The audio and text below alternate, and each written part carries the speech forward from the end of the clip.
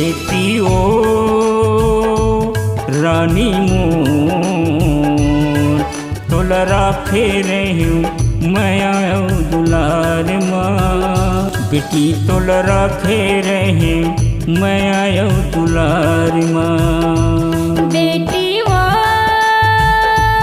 रानी मोर तोल राखे रहे माया दुलार माँ। बेटी तोल राखे रहे माया दुलार माँ। आज ले बेटी पहुना बन जावे, आज ले बेटी हमर संग छोड़ जावे, छोड़ जावे घर अंगना और दुआर ला। तोल राखे रहे माया दुलार माँ। बेटी तोल राखे रहे माया दुलार माँ।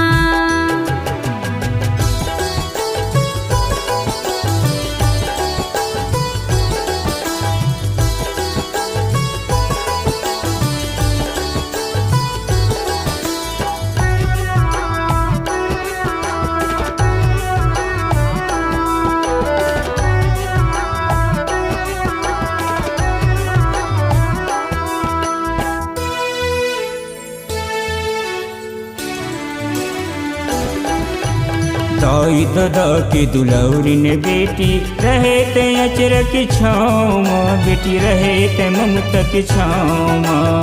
कभू हमर तय संग नहीं छोड़े सदा रहे हमर साथ माँ। बेटी सदा रहे हमर साथ माँ।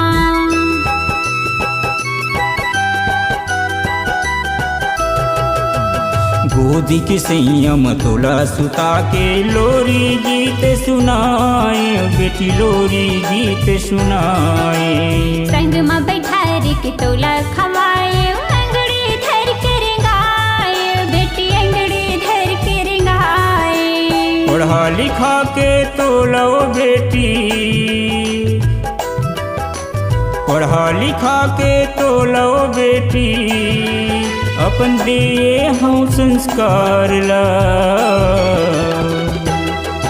तोल राखे रहे माया दुलार माँ। बेटी तोल राखे रहे माया दुलार माँ।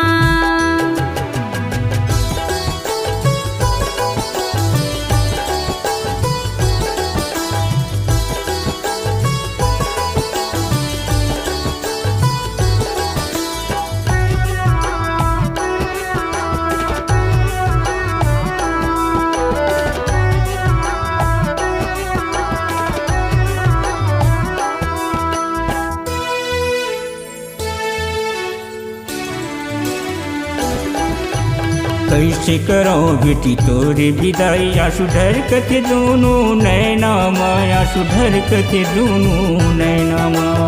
दिल के दर्द ला कौन ला बतावा, कौन ला सुना मोर बहना ला, कौन ला सुना मोर बहना ला।